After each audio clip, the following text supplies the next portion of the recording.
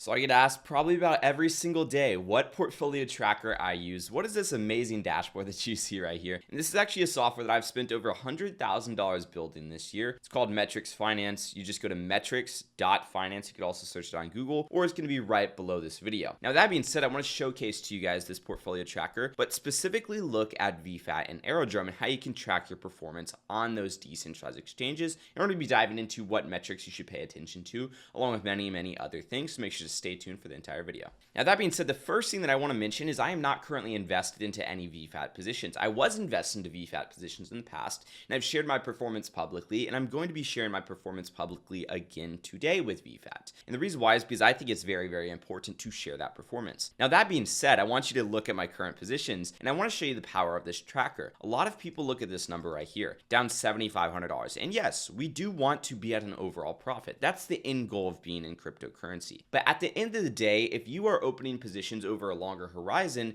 this number isn't as important. And the reason why is because you're holding cryptocurrency and you want exposure to that cryptocurrency. And when we look at the short term in the market, it's a bloodbath. Everything is red. Currently, the market's down 1.3% today. Bitcoin's down 5.2% over the past week. Ethereum's down 4.5% over the past week. So on and so forth for all the other cryptocurrency assets. Point is, the market is down, and that is inevitable. So when you look at this being down 15.4%, well, these positions have been opened up since December 15th, December 14th, which was essentially around the peak of the market, basically. And if we dive into some of these overall strategies, you'll notice that the numbers are a little bit different. For example, I've been running Aether positions since October of 2024, which means I rode it all the way up and I've rode it down a little bit. But during that entire time frame, I've earned $1,000, $2,800, $1,900, $1,755.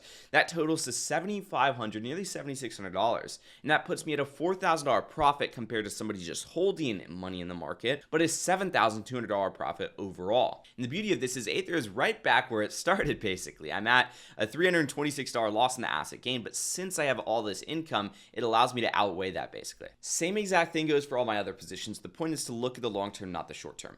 Now, when it comes to actually tracking these VFAT positions, what we have to do is we can't just paste our wallet address into Metrix Finance. If you have positions directly on Aerodrome, you're using the Aerodrome website, then yes, you paste your wallet into Metrix Finance, it will pull up the performance. For example, the spec to Ethereum position is on Aerodrome, and I could see my performance right in here by diving in. I deposited $61.57 in here. I currently have $4,500. So this position is down $16.50 from the assets going down because spec is naturally a more volatile asset. We could see I started with 56% spec and I now had 92% spec, which tells me that now is a good time to rebalance because ideally I want to rebalance before I got a range. Rest assured, I'm still generating fees at a 130% APR, which are building up day by day in this position. And you can see the majority of those fees are in Aero token. Now, with that being said, if we are running VFAT positions, as I mentioned, it's a little bit different. We head over to VFAT, we connect our wallet, we go over the little settings icon right up here, and we're going to scroll down until we see your sickles. Basically, a sickle is a smart contract that only you have access to. It's like a proxy for your wallet, if that makes sense. Think about it like another wallet that you have that only your wallet can access, if that makes sense. And your positions are stored in this sickle address, basically. Anyways, if we copy that sickle address and we just paste it right over here on Metrix Finance, it's going to pull up our VFAT performance. Now you'll notice that I have nothing in here right now, and that's because I have no VFAT positions open right now. But if we zoom out and we look at all my positions, this is what I want to pay attention to. When looking at all my positions, you'll notice a couple different things. Number one, I'm all in the red, and that's exactly why I tested VFAT with $6,000 as opposed to aping in with $15,000, $20,000, $25,000 because I was unsure about what this could possibly do to your capital when you're running automations like VFAT currently has. And guys, for reference, I don't use any other automation tools out there. I don't use Aperture anymore. I don't use Crystal. I don't use Revert. I don't even use VFAT. I use manual rebalancing, and that's what I'm currently getting a 120% APR on throughout my entire portfolio and consistently generating passive income. That's what I showed you in the beginning of the video. This portfolio right here is strictly what I was running in VFAT with about $6,000. So off of $6,000, losing about $580,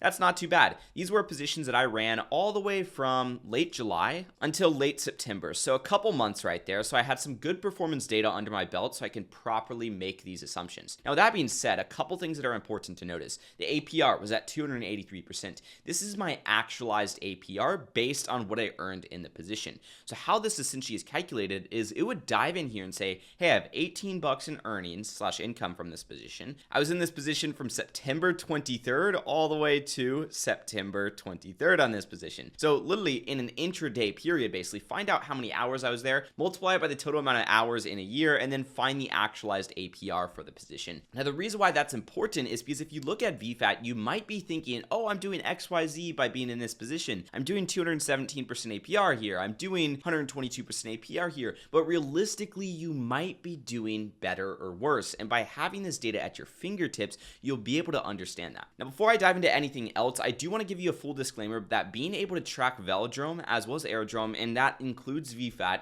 you do need to have a Metrix Pro subscription. Now, again, we do have to charge for this because we have spent over $100,000 this year alone building this tool, but it's priced very, very reasonably. And I am entirely confident that if you have over $5,000 in your portfolio and you use this tool how it's supposed to be used, you'll do one of two things, if not both. Number one, you will either save more than 40 bucks per month by using Metrix Finance, or number two, you will make an additional $40 plus by using the tools on Metrix Finance, ultimately to make your subscription cost worth it. And that's done by analyzing divergence loss throughout your positions, analyzing the versus hodl number, looking at how much money you're actually cashing out in your overall profit loss. Because a lot of people might think, oh, I put 5K in here and now I have 4K in that position. And then maybe they collected 500 bucks in income, but they kept that in Arrow token. Well, what they don't realize is that might actually be worth, say, $200 now if Arrow were to go down a substantial amount, basically. So they aren't actually up to date with your numbers, and that's why this data is important. Now, to talk about some other things that I pay attention to, first thing is my overall portfolio glance, my versus hodl. This tells me how I performed compared to a basic hodl strategy, not even touching any liquidity pools. And this is my overall benchmark, and the reason why is because this is essentially comparing to a risk-free return. It's comparing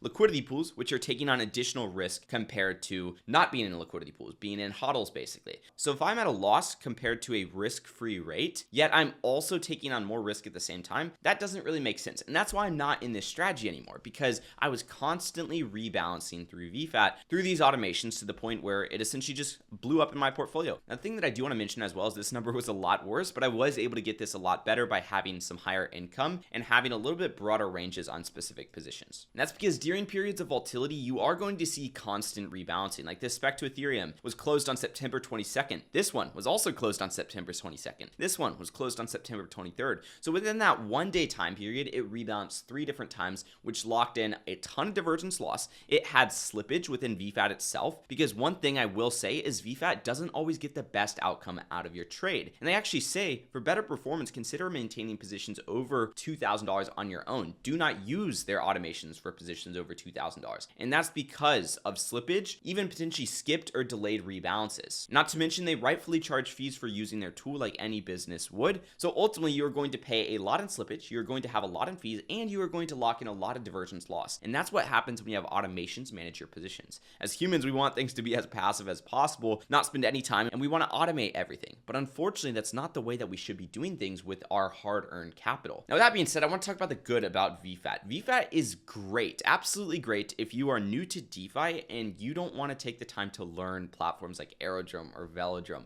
or any other complex platforms out there. These platforms are very, very hard to use directly because you have to go over to the liquidity section, and then all of a sudden there's some pools that are concentrated, others that are not concentrated. And then you have to type in a range, which you might have no clue what that is. And then you need some asset ratio, and you don't know what type of asset ratio. You just want to say, I got $10,000. How much do I need? But ultimately, you have to constantly adjust those numbers, right? And then you deploy, but then you realize just a couple weeks later, oh shoot, I didn't stake my position. And you just missed out on 80% of the earnings that you could have been earning, basically, because you did not stake your position. So it's a little bit of a pain, whereas VFAT allows you to deposit directly through their platform and kind of cut out that pain. For example, I could say, hey, I want to deposit into USDC. I have 826 bucks in USDC right now. I can deposit all that with a range of -10 +10, basically. Boom. And then I can hit deposit. Simple as that. Again, we don't have to use the automations by being in VFAT. And if you're a beginner, I highly recommend that you potentially integrate this into your workflow, but at the same time, manually manage your positions, because ultimately that's what's going to allow you to succeed in the long term within this industry. So to recap what I'm paying attention to in positions, from a high level overview, I'm looking at these numbers right here. Overall profit loss. I was down 580 bucks overall. There was a $2,500 loss just from the prices of these assets going down. However, I had $2,000 in earnings nearly, which kind of offset some of that and only put me down $580. So I'm happy for that. I'm also looking at this versus hodl number. This is the primary number that I pay attention to. How much of a profit am I at compared to just holding in the market? Additionally, I'm looking at APR, which is telling me the APR of my positions and projecting potential income based on that APR. That's from a high level overview. When we start to dive into some of these positions, what I'm primarily paying attention to is how much I started with and how much I have. I started with 53% spec. In this position when I exited, I had 19% spec. With that being said, I also look at my divergence loss. This tells me, hey, if I were to hold this initial 1439 in the market as opposed to just putting in the liquidity pool, I'd end up with 1529. Since I'm in the liquidity pool, I ended up with 1507, which is a difference of negative $21. When we add my $18 in income to that, that's a difference of negative $3.08. So again, not too bad, but I still lost compared to just holding money risk-free in the market, which tells me that this strategy wasn't that good of a strategy. And I'll also project those metrics over holding in a 50-50 ratio, holding in a 100% asset 1 or asset 2 ratio as well. So in this instance, the best play would have been to hold the money in spec because we would have ended up with $85 more than being in this position right here. So guys, if you have any questions, feel free to leave them down below in the comment section. There is a free 5-day trial to Metrix Pro if you guys do want to try it out, see if it's a good fit for your portfolio. Again, I'm highly confident that you can either save more than $40 per month or at least add an additional $40 per month in income to your portfolio if you have at least $5,000 in your portfolio. I hope you enjoyed today's video, and I will see you guys in the next one. Peace out.